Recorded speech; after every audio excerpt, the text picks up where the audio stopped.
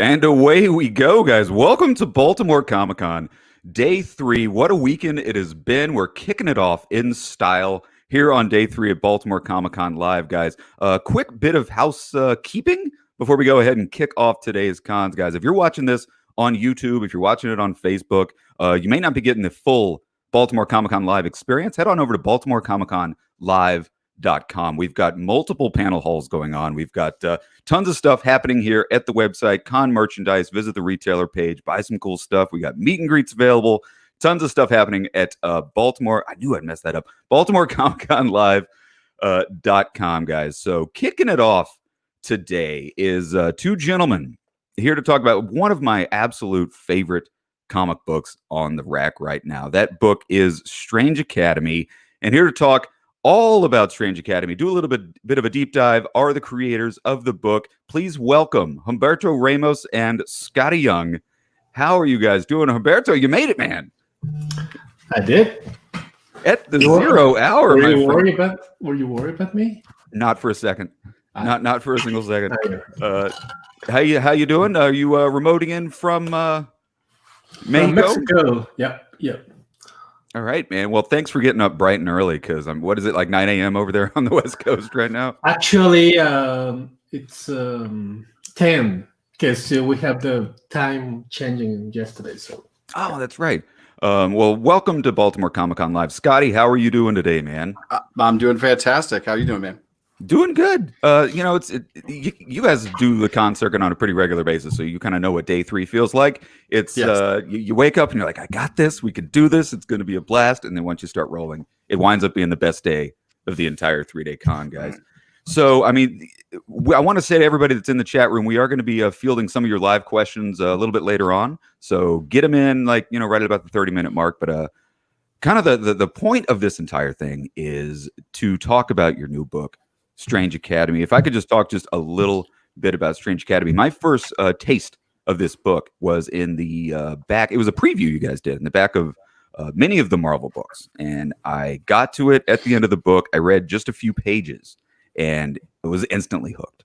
As soon as I read those 3 pages, went down to my local comic shop, Chicago Comics. Shout out to Chicago Comics. Yeah. And I said, yeah, go ahead. Pre-order this book for me and just put it on my pull list. I know I'm going to love it. Issue 1 came out and I just instantly fell in love. I mean, a sorcerer's school for the Marvel youth. How can you go wrong? So for anybody who hasn't kind of read the book, Scotty and Humberto, if you wouldn't mind just kind of giving a kind of a pitch and sort of an idea of what this book is all about. Yeah, well, thank you for that. That was very kind words. I'm glad. And shout out to Chicago Comics. I went there a lot when I was the 10 years I lived in Chicago as well. Strange Academy is just what you said. It is a magic school that Dr. Strange and Dr. Voodoo decided to open up and start training some of the new generation of sorcerers and mystic arts users in the Marvel Universe. We really thought there's so many different avenues or so many corners and realms in the Marvel universe. And a lot of times we're really hyper focused on the mutants and the Avengers and the superheroes.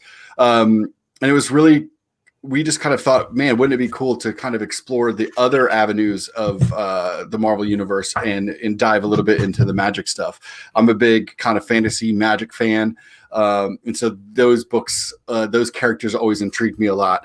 So yeah, it's really just diving into the mystic art side of Marvel with a bunch of brand new characters and seeing what we can do. Yeah, I want to talk a lot about the characters, the entire universe that you guys have built here. I'll kind of get you off full screen. There we go. I don't want to embarrass anybody by having their head too big. So I want to kind of do a little bit of a dive back into the history and sort of the pitch to Marvel. Where did the concept for the book come from? The evolution of the story. Humberto, I don't know if who did the initial pitch to the folks over at Marvel for this great idea of new characters? Scotty, of course. He always do that. He's the mastermind behind this book. So yeah, it really was. Honestly, it'd been in my head for a little while. Just the idea of a magic school at Marvel. Marvel's such a huge universe that I was like, I grew up loving the X-Men because of the school aspect, and then Generation X that Chris Bachalo and Scott Lobdell did was one of my favorite books. Later, when Jason Aaron and Chris Bachalo did Wolverine and the X-Men, which is going back into the school again, Umberto and I both worked on New X-Men back, in the 2000s, where again we were dealing with all the students. Yeah. Dealing with all the students. Got a kid back there asking for candy. I knew he's going to wait till I get on to ask for candy. Halloween's right around the corner, Scotty.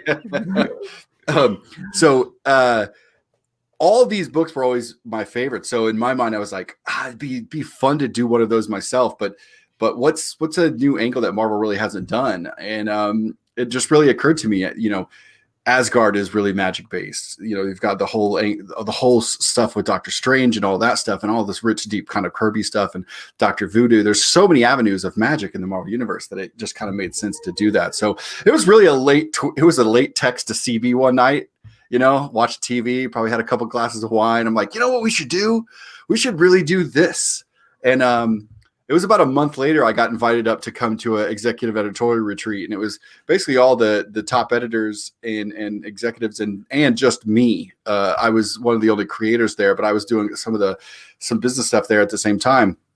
And on the agenda, it said Scotty's Magic Book. And I was like, whoa, I didn't realize I was going to be pitching it. So I kind of winged it in the room. And everybody lit up. And then the next step was heading down to Mexico and pitching it in person to Umberto to cross my fingers and see if we could get him excited about it. Yeah, really what makes the book so, pardon the pun, but magical is, Scotty, you're writing, and of course, Humberto's art. I want to talk a little bit about the partnership of you two. Did you have Mr. Ramos in mind for the concept of this book, for the art of this book, right from day one? You said you guys have worked together on New X-Men back in the day. How'd you guys link up? We didn't work together on New X-Men. We just both worked on it. I had done like a 7-issue run, and then the big crossover came in, and I think Umberto, you came in right after that and did that crossover event I forget what the event was back then. Many. Yeah. So many. I just know I stole the book from you. That's you did steal it from me. But right away, I don't think there's anybody in our business better at drawing youthful characters than Umberto. So he was, of course, my first dream artist for it. At the time, he was still on Spider-Man, which, he is the quintessential Spider-Man artist of our time. So while he was my top choice, I just didn't think there was any way that we were going to be able to get him away from Spider-Man. But that didn't stop me from hopping in his car one night when he picks me up from the airport and like, hey, I got Marvel on board for this idea. I think you'd be awesome for it. And yeah, I'll let Umberto tell any more on that. Make it so hard for you. I just said, yeah. You got me at hello, pretty much. That was pretty much the pitch for me.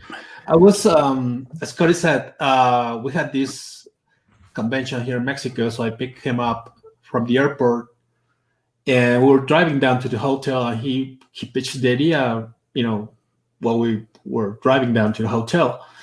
And the way he put it was pretty much you've been doing the Spider-Man book for quite some time now. So have you ever thought what you're going to do next regarding Marvel and that? Because, I guess you want to be there as long as you want.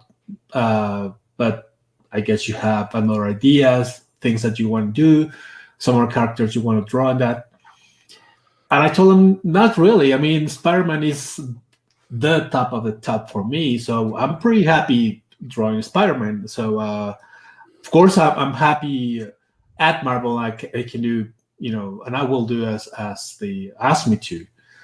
But right now, it's like, it's me and Spider-Man. I'm happy there. So then he brought out, and he said, well, I have this idea that I've been pitching around the editors, and it's a go. I just need an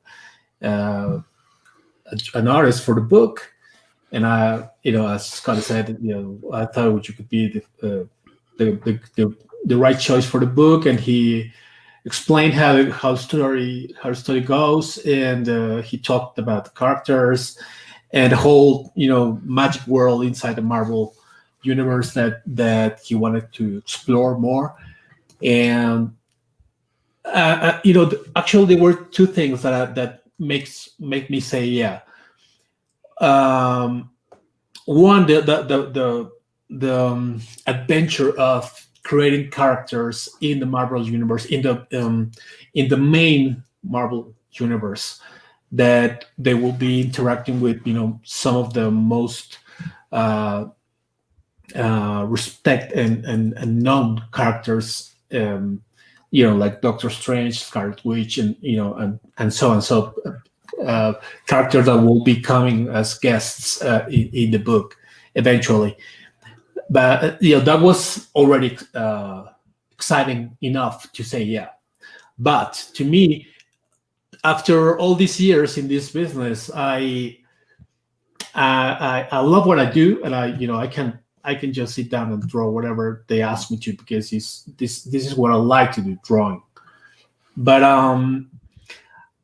at some point, I realized that I want to work with the people that I like.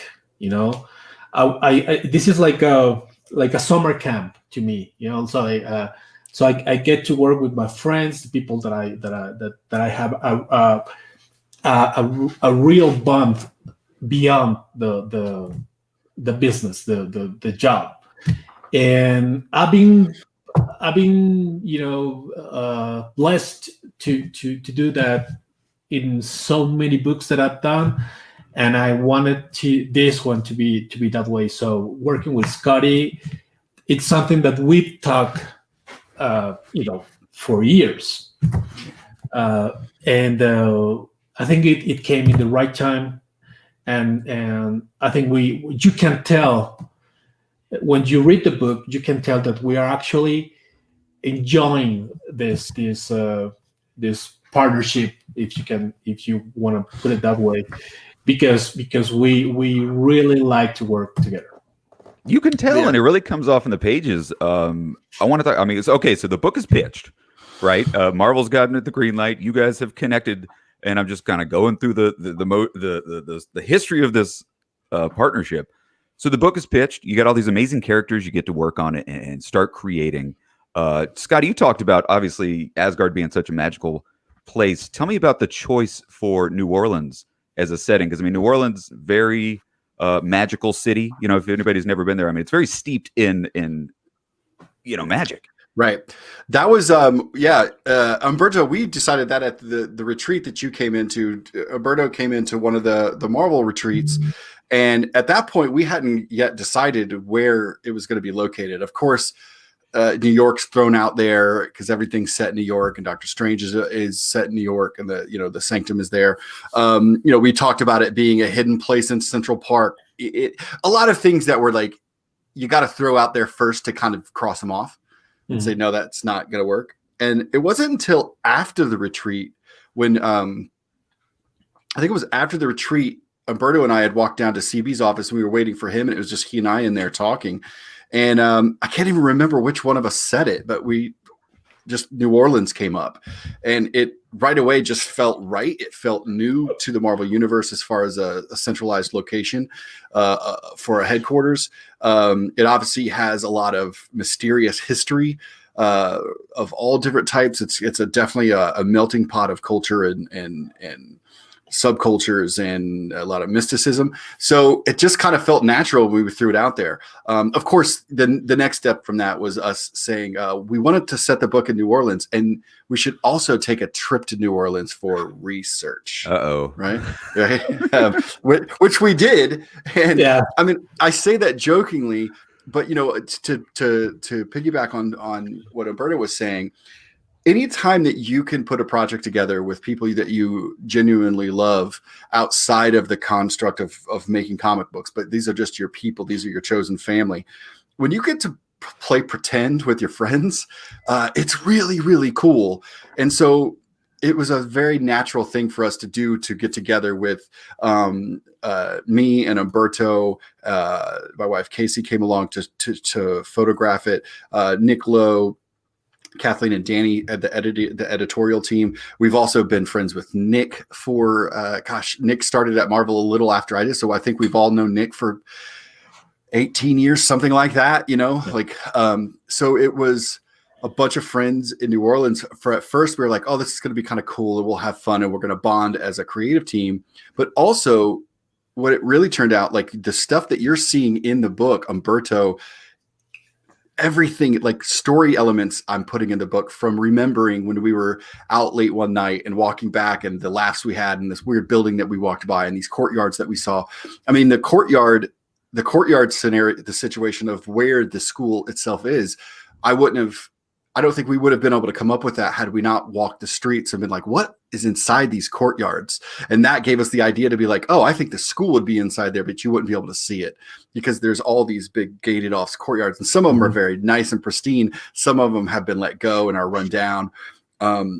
We went through some of these like voodoo museums, and at the end there's a fortune teller, which made its way into the book. Like all of these things that we wouldn't have thought about, they came about because we actually did take this trip, and it became, I think, a pretty invaluable trip that we went on. And I think like the level of reality that Umberto is bringing from that trip and the photos that we took and inserting them into the pages of this is just, it's mind blowing. I tell him almost every day, he turns a page in every day, like clockwork. So I get like a Christmas present every day.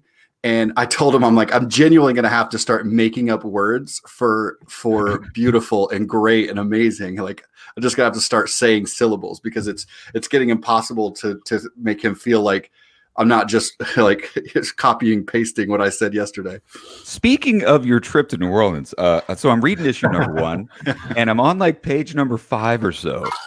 And I come across this shot of, it's the French Quarter, like Bourbon Street, and I see a little gentleman. I'm going to see if the camera will pick this up. Of course. Right there. Yep. There's a guy in a hat. Yep. That's me. Hold on, let's get that. Yeah, right there. That's me. And editor Nick Lowe. That's Nick Lowe with me. Oh, my God. That, like... No surprise. I mean, as soon as I got to that page, I'm like, Scotty put himself in the book. No, I did. That's all Umberto. I'm blaming him. I got that page in the mail today. I was like, oh, he put me in the book. Oh man, it's like you notice it as soon as you get to that page. So I mean, God, New Orleans is just the perfect setting. I mean, especially with Brother Voodoo and all the cool characters you got in there. The characters themselves. I mean, most, if not all, of these characters are original characters. I mean, it's the children of not only Marvel heroes, but also Marvel villains. Tell me a little bit about it. I mean, did you guys have a laundry list of characters like right from the bat, or did you guys work together and kind of coming up with, I think Dormammu should have a kid, and tell me about the evolution of creating these brand new characters that I gotta say are probably going to live on in Marvel-dom for a long time. Oh, I hope so. So tell me, it was a real mixed bag of it. Like some of them I had in my head right away. I knew that I wanted twins from Asgard. I think when I pitched to Umberto, I think I had a handful of general concepts. Twins, like kind of arrogant, cocky twins from Asgard were one of the first things that I said to him. A demon from Limbo. Obviously Emily was in my head right away.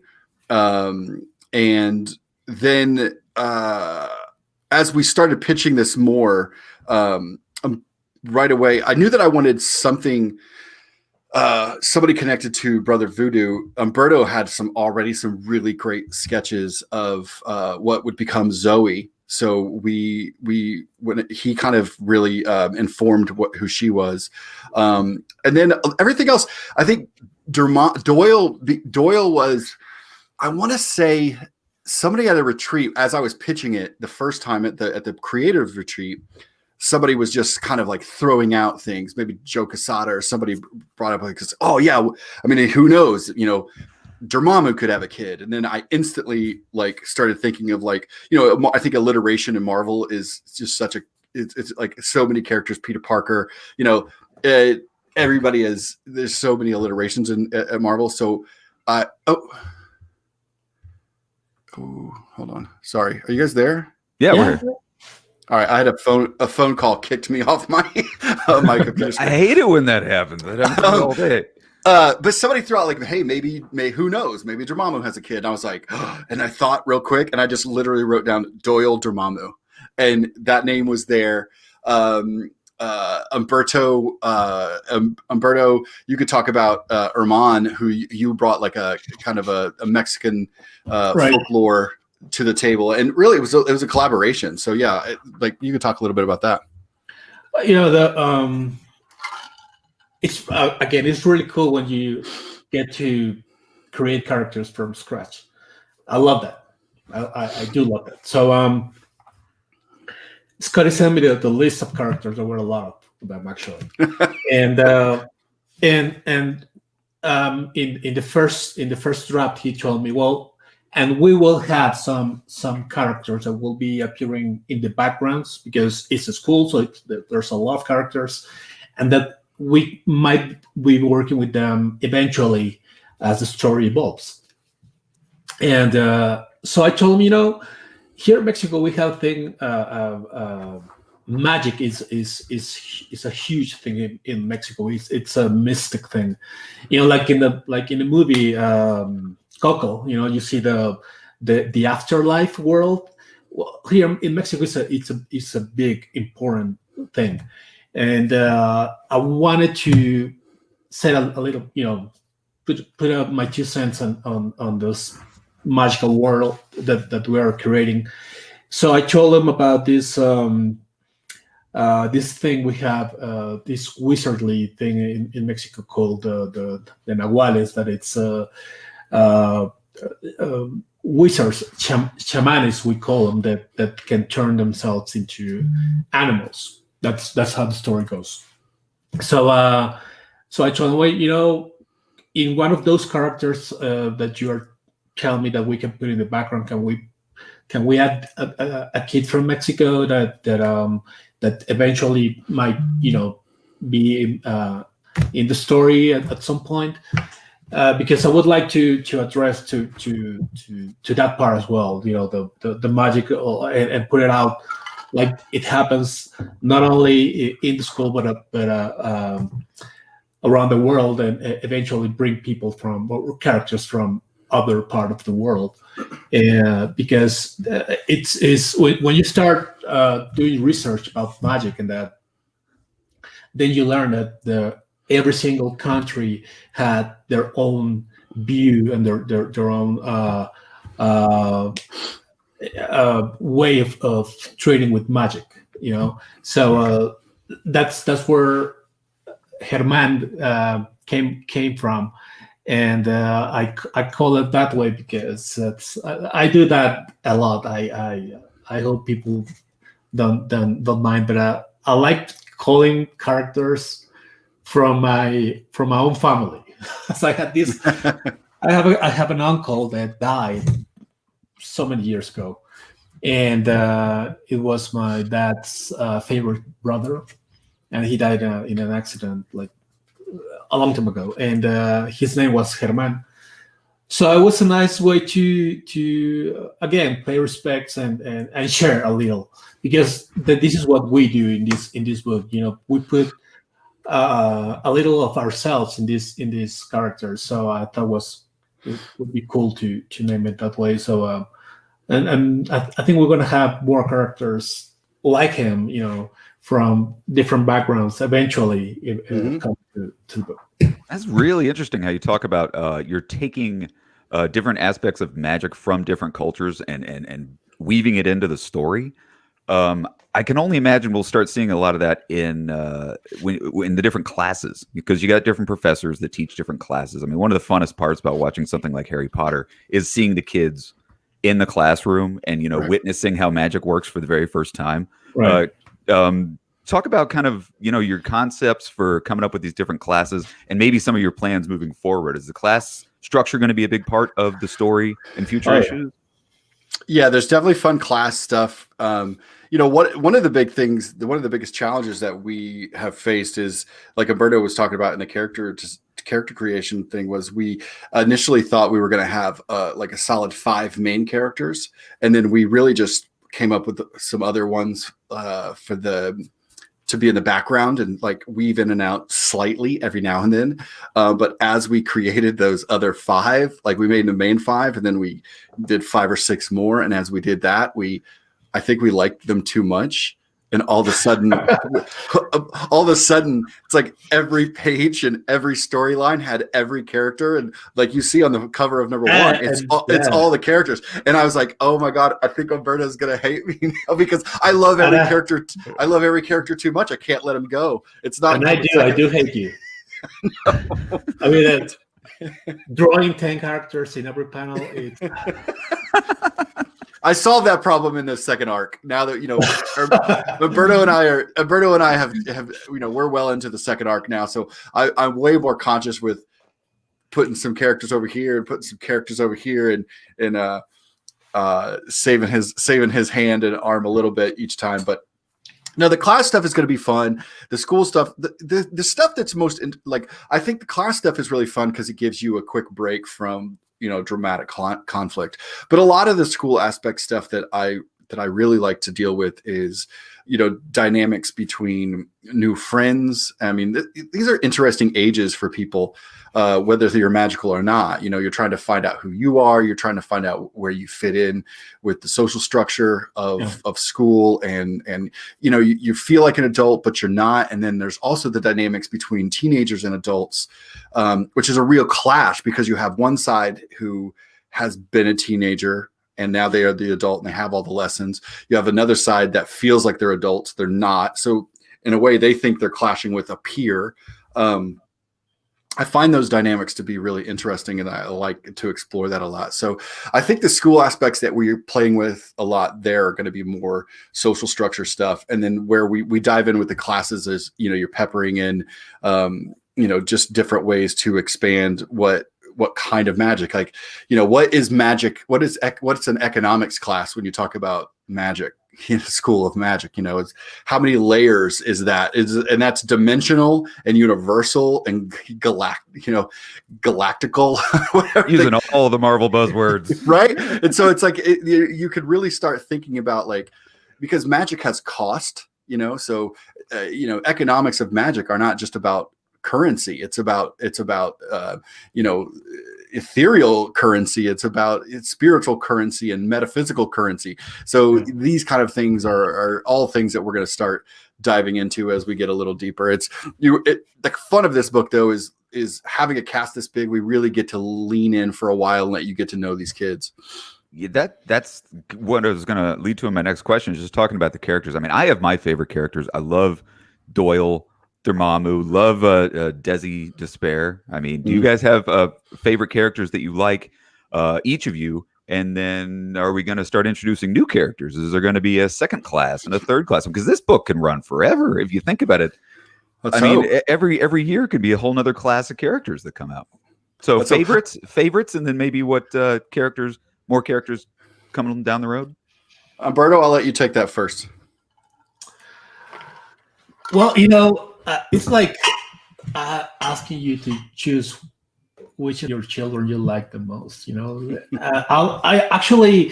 do like them all. That's for sure. I mean, I like Emily because we follow her story. She's like our leading character. You can tell from page 1, issue 1, that we're gonna follow her in some way. But what I like to draw them all, but I like the idea of how they interact to each other. How they first they start as antagonists, and then they have to evolve to work as a team, and they have to learn that even when they are not necessarily have to be friends, but they have to be a team. And dealing with being a teenager. I mean, those how Scotty put it down, write it down when he sent me scripts. Like, this is the talking panel that I like to be. He likes me to draw all these characters just talking. I mean, no action, no nothing, just reactions, just to trying to express how they feel, while I draw them. So that, I think, is the thing that I really enjoy the most. And I like Zoe, because, well, she is a character that will evolve as she. I mean, I think they put out some pages from issue. They did. They did ruin it, and they spoiled the they spoiled it in the preview pages of 4. Yeah, but that's a character that was really interesting to work with, because we know, and now if you go to the to check it out, that she has a secret that nobody knows, or, well, some they know, like Desi, she knows, and she let him know, but we are not aware of what's going on till issue 4, right? And so it's interesting to work on each character, like Gus, a lot drawn him, but it's huge, so we have to find ways to put him in the backgrounds and make him interact with the other kids. And but he's lovely to draw. He's such nice, cool giant.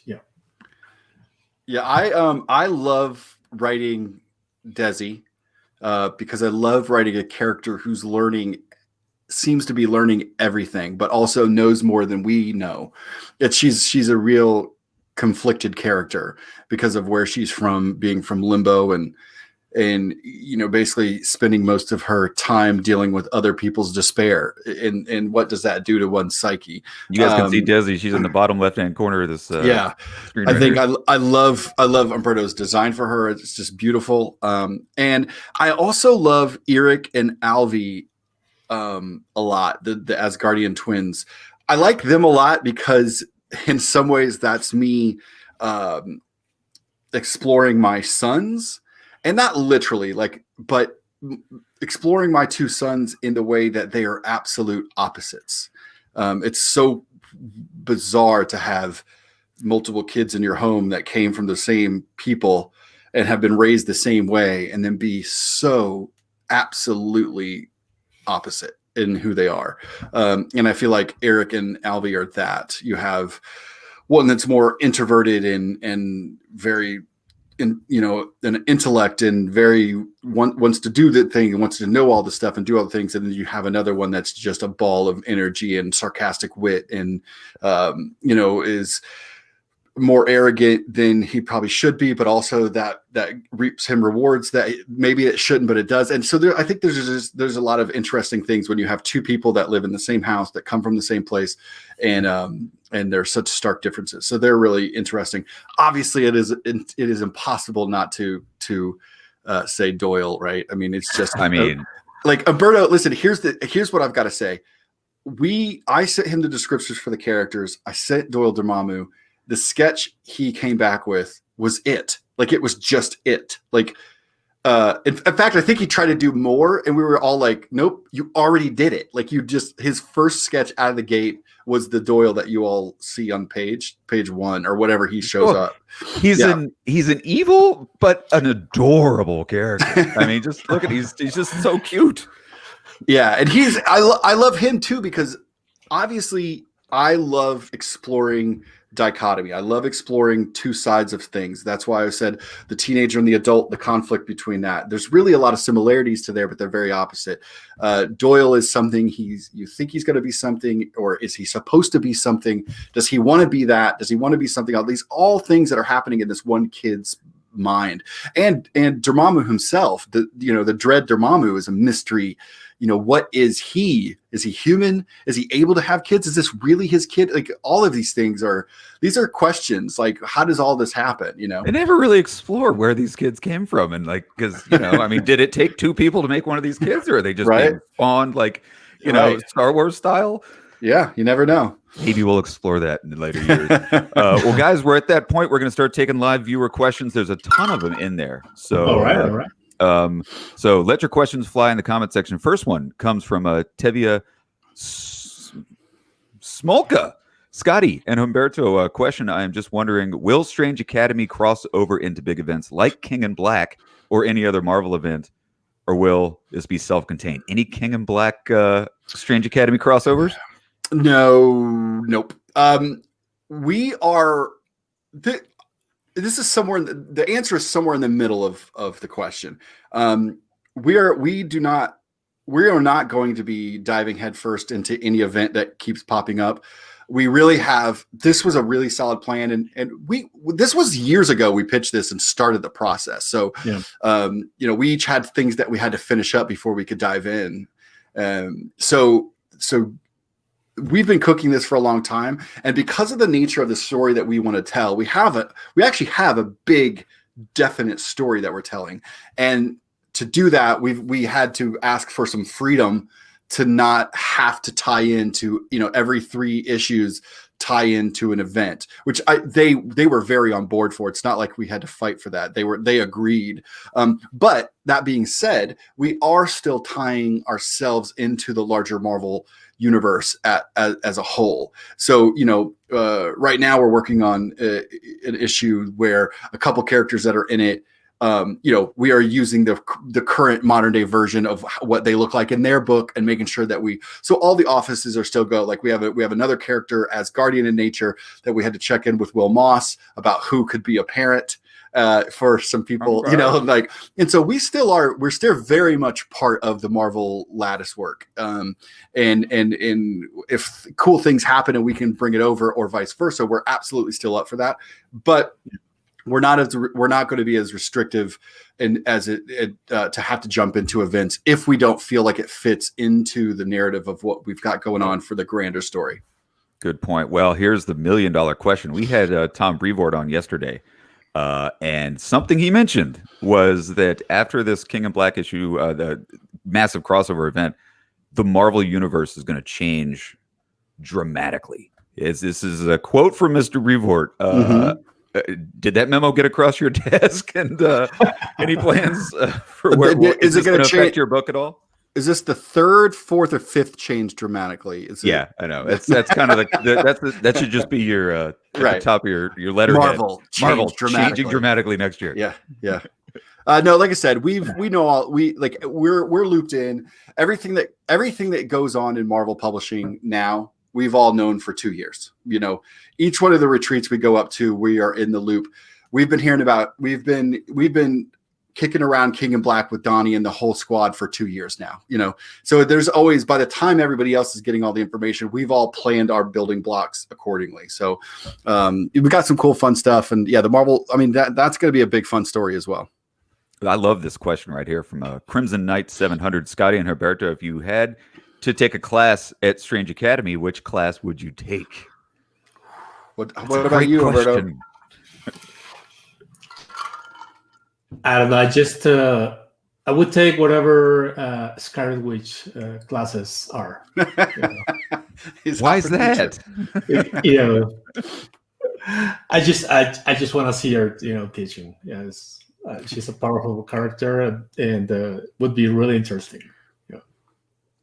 Yeah, actually, honestly, her chaotic. I forget exactly what I labeled that class, but in that first or second issue, I forget. It might be second issue when we go in and she's teaching the kids the chaotic magic, which is how to basically tear apart reality and reform it.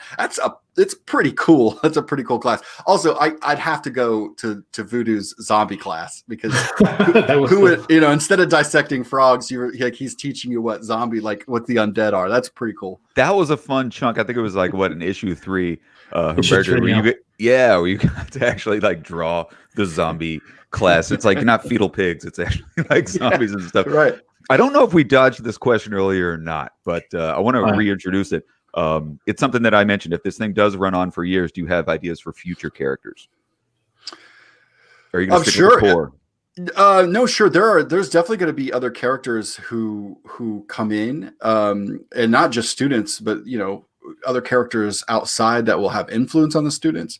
Right now we have we have a pretty solid issue to issue map of the first 24 issues of this.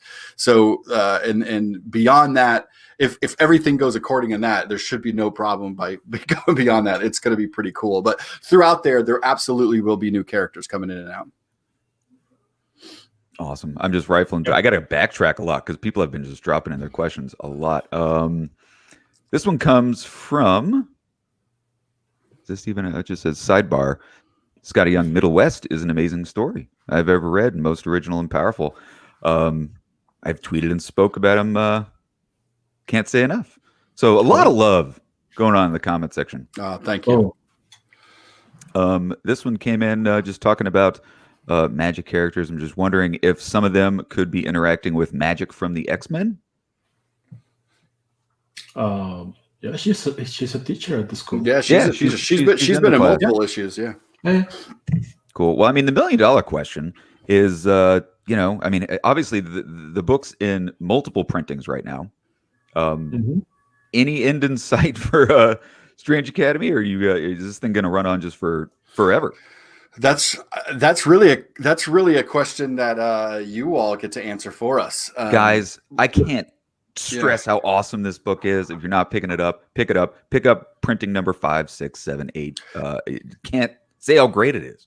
I will say that we've kind of defied odds in a book like this, which is, we pitched a new book filled with brand new characters, and we've, instead of comic books usually launch and then slowly decline in sales, and we've done the exact opposite, which is almost happens. So we have to thank you guys a lot for showing up.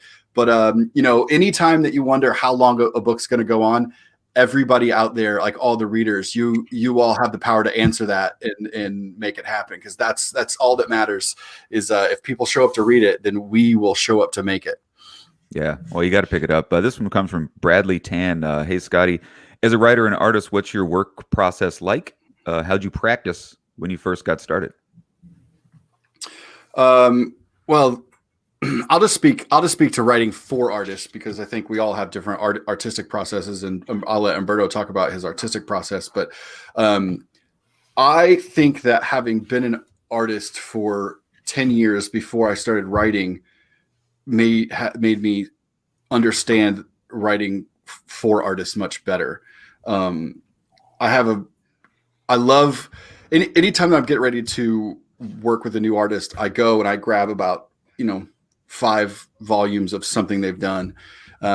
Didn't really have to do that with Umberto, because I've been scouring over his pages for 20 years. So I feel like I've memorized how he works. But just to refresh myself before we started, I just flipped through 4, 5, 6 volumes of Umberto's latest work, and just kind of got in my head like a lot of things that he likes to do and the kind of panel. I mean, Umberto will tell you, like, I will say panel 4, the Umberto special, which is like is all these characters' heads in a line reacting to something off panel. He is the master of that. So, and you could see these really, really great tool sets that artists have when you look through their work, and it's so part of my job's done by just understanding his strengths. It makes my job easier when I start moving these characters around the board, so that the process for me really first starts with understanding what Umberto likes to do, what he doesn't like to do, some of the challenges that he wants, and then just sitting down I have index cards, and I put a sentence per index card per page. That's the 20 pages. And then I look at those index cards and I just start scripting. Sometimes, that bounces around, but yeah, that's my writing process. Well, I mean, that covered quite a bit. I see this one question and I got to ask about it. It comes from Fools Get Dunked. Great name, by the way. And I love this because they say, if you did a Strange Academy for villains, who would the headmaster be? Love the series so far, by the way. It's a ton of fun. Obviously, there are villains' kids going to regular Strange Academy, but have you thought about maybe doing An evil Strange Academy? Is that concept come up? Umberto, I have somebody in mind, but who do you think, Umberto? Who the headmaster would be? Yeah. I would say Dormammu. Dormammu? Yeah, That's a good. I would put it against, like, I'm gonna answer this two ways. I would say Doctor Doom. But good answer. God, Scotty. the thing that I like about what we're doing with Strange Academy is I don't think that it's going to be out of left field if we have a villain come and teach or do, be the principal for a week, the headmaster, because that's what I love about magic. Magic isn't as cut and dry, good, evil, good, bad, criminal, not criminal. Magic is messy and weird, and it all is. We've watched Doctor Strange over the years because magic.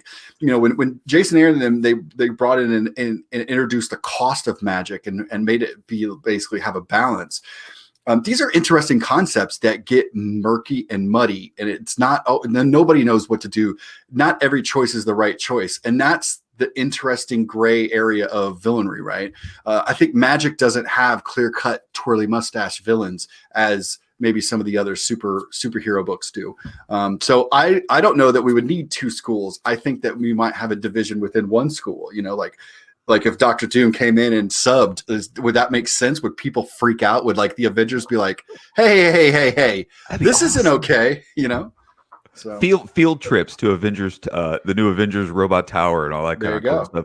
Oh man, my mind is spinning right now for a Dr. Doom kid in some way. and Humberto, you would just crush that. Very much cutesy, kind of like Doyle Dormammu, but a little cute little mask. Doom Jr.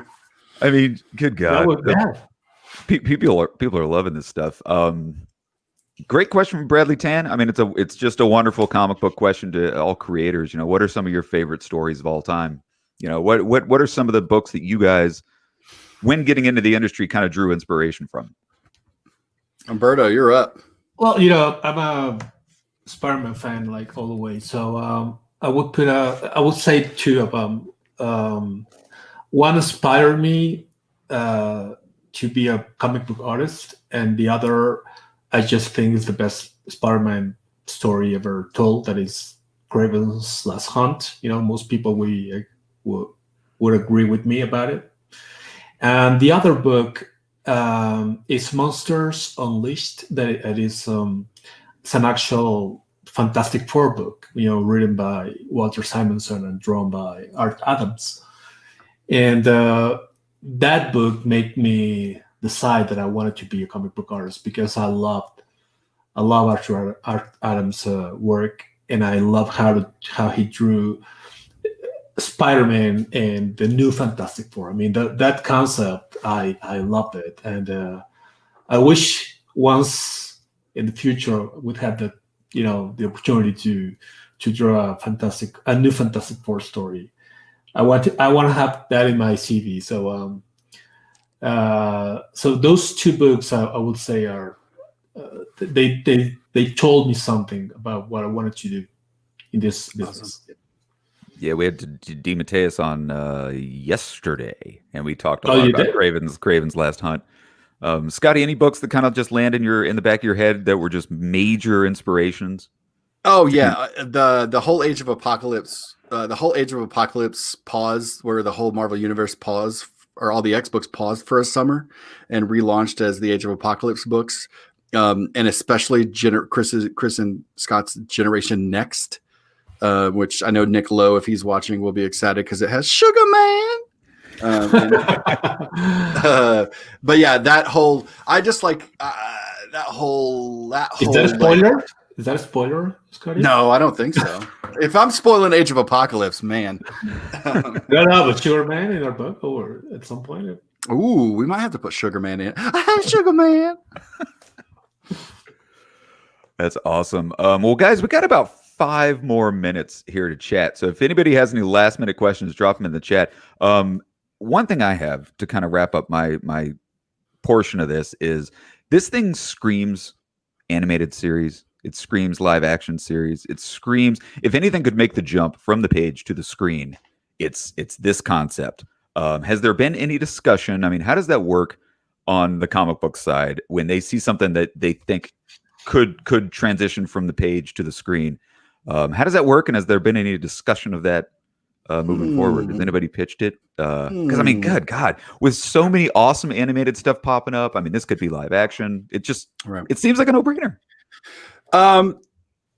That's an interesting idea, and it's there's a lot of moving parts when those things happen. So who knows? I mean, I think Umberto and I could both agree that we agree with you that it would be absolutely amazing to see either one of those happen and see these characters be explored in other mediums. I will say for our part, my part, I just love to think about these characters on the page at the moment and not get too ahead of myself on anything else. I love we make comic books and we play pretend on paper, and I think the more we're focused on that, the better that it all could be when we if and when we ever pass the baton to the next stage of entertainment. Right, I feel the same. When we came up with this book, we just wanted to draw put it as a comic book, as how it is, and then it's decision comes from somewhere else, and but I to answer that question, I wanna believe that if they see the soul and heart put it in this book, they might like it because that's how it was built. So I would like it to happen. Yeah, I was thinking it to happen before I start drawing it. No, because I want to draw a comic book. I mean, like people ask me about some books that I've drawn, across the years, like creator-owned books that I've done before, that if any of them it will ever be not everything not everything, but some of them turn into series or movies or animation movies and that. And I told them I don't know, I never thought of them that way. I mean, I guess if somebody likes it enough, meaning executives and people with money, whoever take these kind of decisions, then it will happen. But if it doesn't, I don't really care much. I mean, I because what I want to do is to draw a comic book that you guys can pick it up every month and have fun, and that's it. I mean, I think it's going to happen, but this has been amazing. I could talk to you guys for 2 hours about Strange Academy. There's one person I think that wants to come on and say hi, really quick. Al, if you're there, you might want to just come on and say hi. We got I guess Mr. Al Ewing is going to be up next. Just wanted to jump in and say hello. Yeah, you guys do. You good? Yeah, not bad. I've got my lockdown. I was going to say you're so moment. You're so clean and shaven. I haven't seen. I looked even cleaner. I gave myself like a clean shave, and it didn't work at all. And now I'm in the middle of growing it back. Well, it's good to see you, brother. Yeah, good to see you too. So, guys, we got Mr. Al Ewing sitting down with Amy Dallin and Coy Jandro, a nice little Collider Heroes reunion going on in just about 5 minutes. So we're going to take just the smallest of breaks, get everybody all queued up. Scotty, Humberto, can't thank you enough for coming to Baltimore Comic-Con Live. I know these virtual events can get a little bit daunting after a while, just churning them out. So we can't thank you enough for your time, guys. But definitely go pick up Strange Academy. Pick up as many copies as you can. Yeah. It's going to be a book you're going to want to get and keep getting forever. It's going to be an absolute. Well, thank you so much. No, thank you. And issue 4 next Wednesday. Next Wednesday. There you go, guys. Pick it up. We're going to take about a 5-minute break. We'll be right back here at Baltimore Comic-Con. See you in a bit.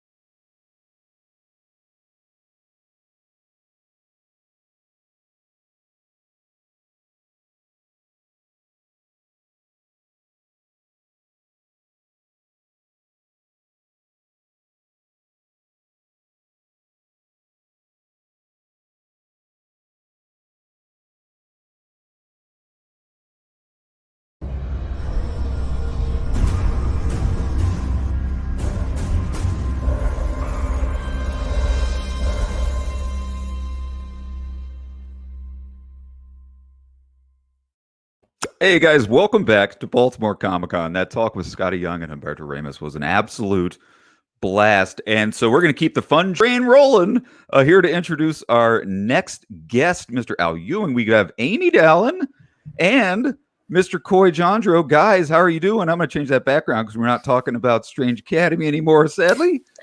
Still It's real great cute, though. Big fan. It can be there. I mean, it's up to Al, but it can be there.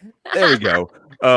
Coy, welcome back, man. Welcome Thank back you. to a mainframe production. We haven't seen you in a few months. We're so glad you decided to join us here this weekend, man. And Amy, absolutely crushing it. I rewatched the trivia show, the game show last night, and it was amazing. It is a was just- privilege to lose to Tom Brevoort at trivia. Really? I would do it 1,000 times. We all knew that would happen. Well, I know you guys got a lot of questions for our next guest. I'm going to jump out and just let you have it. Have fun with your mystery guest. All right, he's been new, he's been mighty, he's been ultimate, but you probably know that he is currently immortal. Please welcome Al Ewing. Hello, how's it going? Good morning, man. And yeah, for me, it's getting on for the late afternoon. That was going to be my first question, actually. We're not so far ahead of you guys anymore because the clocks went back for us today. I think for you guys it's another couple of weeks. So Yeah, we're going it's to be so weird in quarantine to think of time at all, much less thinking of daylight savings time, because I don't know if I need more time or less. We already Yeah. don't know what day it is. It's for me. It's less time in the morning before the American office opens. So so it's a bad thing until things sync up again. But you know. Yeah, we're generally sorry about any American news that reaches its way over there. Oh, it's fine. I mean, I'm keeping an eye on things. I'm keeping an eye. I'm crossing my fingers. Us too. So we shall see. Yeah, we'll see. We'll see what comes of that. Well, thank you so much for joining us today No for this problem. panel. Folks watching right now, I want to make sure you know that you are going to get to ask your questions. When we get to the back half of this panel, we are going to take your questions and pose them to Al Ewing and pretend that we came up with them because we're brilliant. No, we'll give you credit. But you can ask your questions and get some answers. But first, Corey, we've been dying to get into this. So we did a show a few years back, and Immortal Hulk became a fixture of that show. But It was this year, Corey. it was a bit. But before we Yeah. get to the current Immortal Hulk glory, your work always reads like an encyclopedia of Marvel. There's always this dense, rich mythology that I really love because I've been reading. I learned to read with comics, and it feels like you did too. What got you first into the world of comic that then began this tapestry that you've weaved? Well, there's I mean, in Britain, there's comics and there's comics. There's more of a tradition of anthology comics for kids, and certainly when I was growing up, it's less so now. But certainly when I was growing up, there was a tradition of as a kid, you'd sort of pick your comic. You'd kind of get your Like Beano or? Yeah, the Beano, the Dandy. The one I read every week was called Buster. They all had names like that. They all had these like snappy little one word names, and they're all like a collection of like humor characters. So, and then from that, I think the idea was that you'd sort of read that for a bit, and I wasn't going to hold. It was decent enough stuff, but none of these things were going to hold like adult attention. But 2000 AD, which was also coming out at the time and still is this it's this science fiction adventure comic, and it was sort of you'd kind of transition from these humor anthologies to these like adventure anthologies of like 4 or 5 strips that were like 4 or 5 pages, and 2000 AD was one of those, and I read that for ages.